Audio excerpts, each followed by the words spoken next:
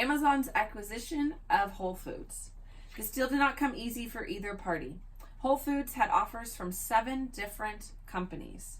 And though Amazon may have been the preferred deal partner, tough negotiations ensued and the e-commerce behemoth came close to walking away from the deal altogether. The grocery business in 2017 was about $800 billion in annual spending. Amazon saw this as an opportunity to increase their sales in groceries. Consumers still wanted to buy fresh fruits, vegetables, and meats. This could not be done online. This acquisition was also another way for Amazon to compete with Walmart. Walmart is the largest grocery retailer in the United States.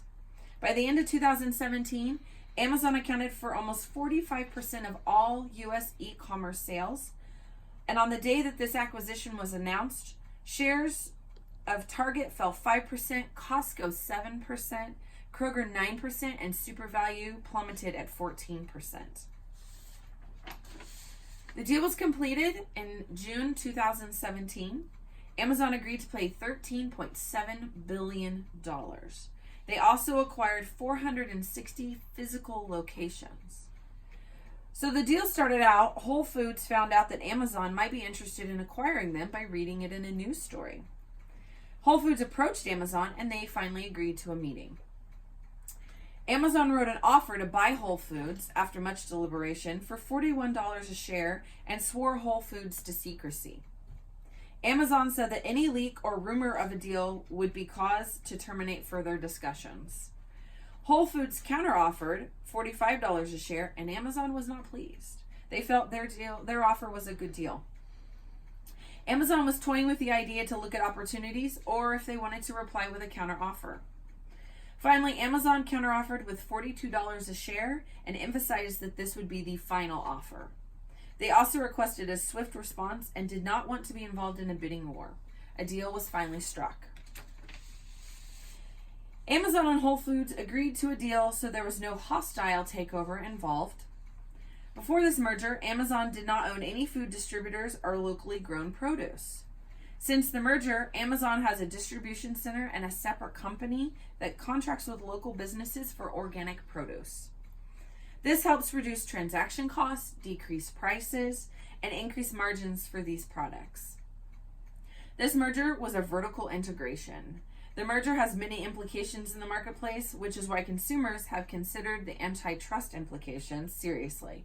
In the end, the deal ultimately lowers prices for consumers, which has diminished most of the antitrust concerns. When executives are making decisions that affect the economics of a business, they like to use Porter's 5 forces.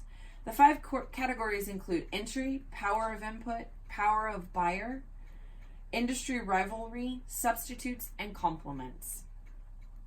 Entry was a major cause for concern for Amazon, as it could have determined whether regulators would rule that it is a monopoly and was violating antitrust laws. Power of input and power of buyers are similar. Stores like Amazon have great power over input suppliers because they control large shares of the market. Profits can be sustained because suppliers will not decrease the firm's margins.